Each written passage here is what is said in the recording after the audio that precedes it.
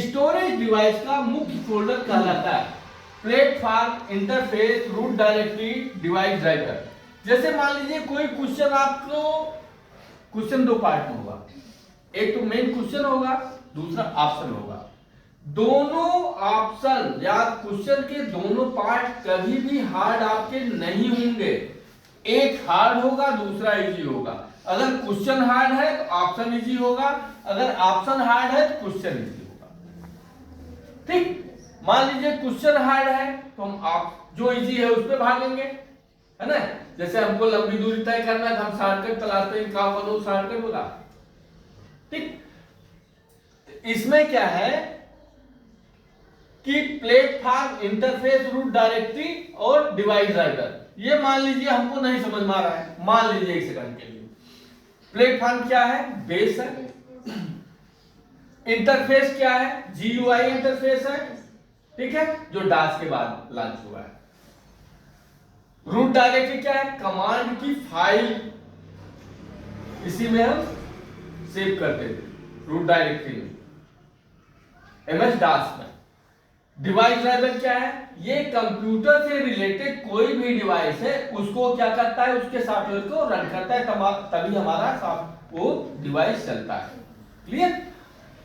ये क्या कर रहा है, स्टोरेज डिवाइस का मुख्य फोल्डर कहलाएगा, प्लेटफॉर्म नहीं कहलाएगा, इंटरफेस नहीं कहलाएगा, डिवाइस ड्राइवर नहीं कहलाएगा, क्या कहलाएगा, रूट डायरेक्टरी। ये भाई DOS से रिलेटेड क्वेश्चन पूछा गया। क्लियर।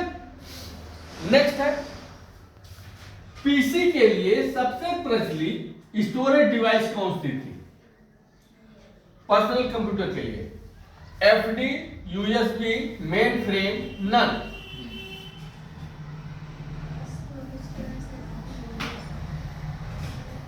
जब हमारा पीसी लॉन्च हुआ था उस समय सिर्फ फ्लॉपी डिस्क था और कोई स्टोरेज डिवाइस नहीं, जिसकी कैपेसिटी कितना थी, 1.44 MB।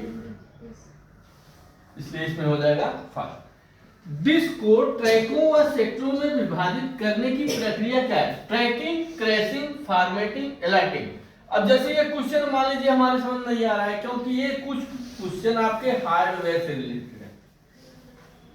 ठीक, रिपेयर या हमारा कंप्यूटर जब काम न करे उसके लिए, तब हम फॉर्मेटिंग में जाएंगे। मान लीजिए हम सॉफ्टवेयर कर रहे हैं, हार्डवेयर नहीं कर रहे हैं, तो हो सकता है हमको ये नॉलेज ना हो, है ना। जब उससे मतलब उससे तुम अपोजिट है, कहां नॉलेज होगा। ये क्वेश्चन हमको नहीं समझ में आ रहा है। ट्रैकिंग क्या है, ट्रैक किसमें होता है, हार्ड डिस्क में, CD DVD में हुआ करता था, लेकिन अब वो है नहीं। ठीक है।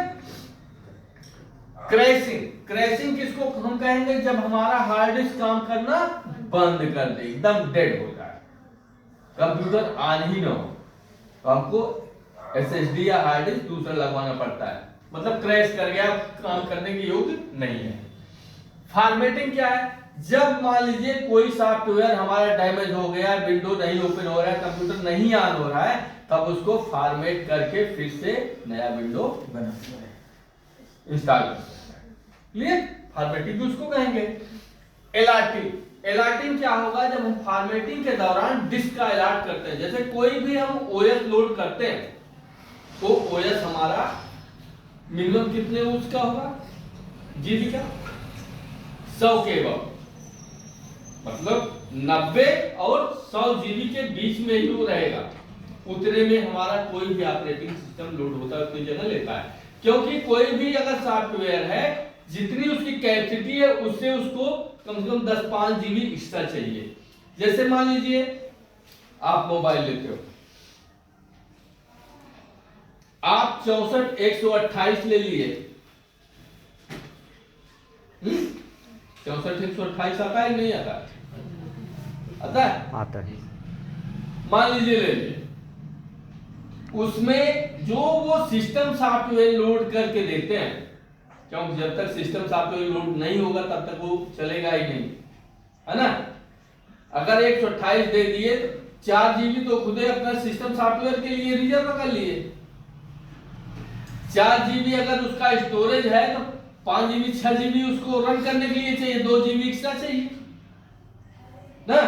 तो 164 दिखा के और 6 जीबी वो खुद ही खा ले रहा है, आपको मिल कितना रहा है 150 जीबी। 150 जीबी आपको रन करने के लिए उसको भी 2-4 जीबी एक्स्ट्रा चाहिए, नहीं तो हैंग कर जाएगा।